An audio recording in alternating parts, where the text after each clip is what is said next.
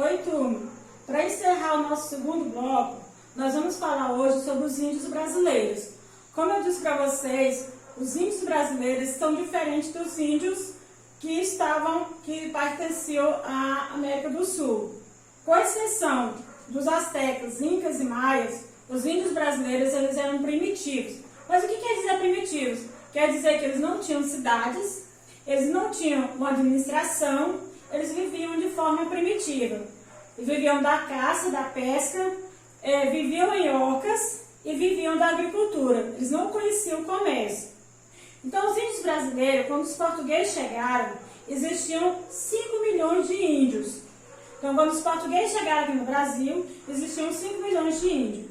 Segundo o IBGE de 2010, hoje no Brasil, existe 896.917 indígenas, sendo que desse total, 324.834 moram em cidades e 572.083 moram em áreas rurais.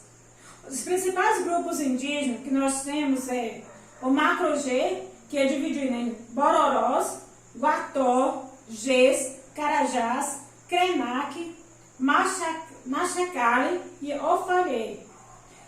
Temos também os tupis, que se dividem em Aquém, Até, Mauê, Mondê, Monducuru e Tupi-Guaranis.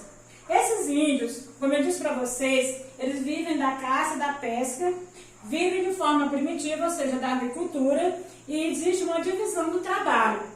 As mulheres, elas são responsáveis pela educação dos filhos, por plantar, por colher, por fazer os trabalhos domésticos. Enquanto que os homens são responsáveis pela caça, para guerrear, ou seja, para evitar, para combater o inimigo da construção das hortas. Os índios brasileiros, eles são monogâmicos. O que é monogâmico? Significa que seria apenas com uma mulher. Sendo que muitas vezes os índios, para mostrar o seu poder, sua força, eles têm várias mulheres, mas o certo seria que são monogâmicos. Com relação à agricultura, os índios brasileiros, eles cultivavam o milho, a mandioca, o cará, a batata doce, a abóbora e o tabaco. Gente, tabaco quer dizer fumo, eles produziam fumo. Os índios brasileiros, eles adoravam a natureza e tinham como fontes de adoração o vento, a chuva, o relâmpago e o trovão.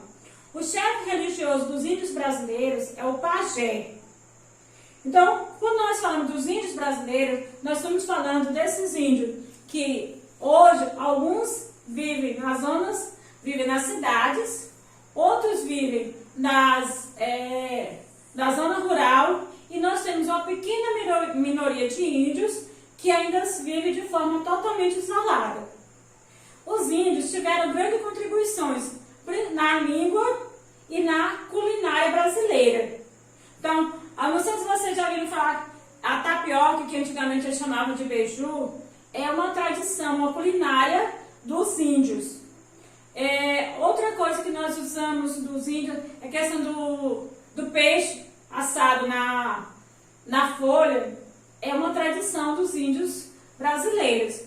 E como eu disse para vocês, inicialmente o contato dos índios brasileiros com os portugueses foi de forma amistosa e aconteceu o escambo.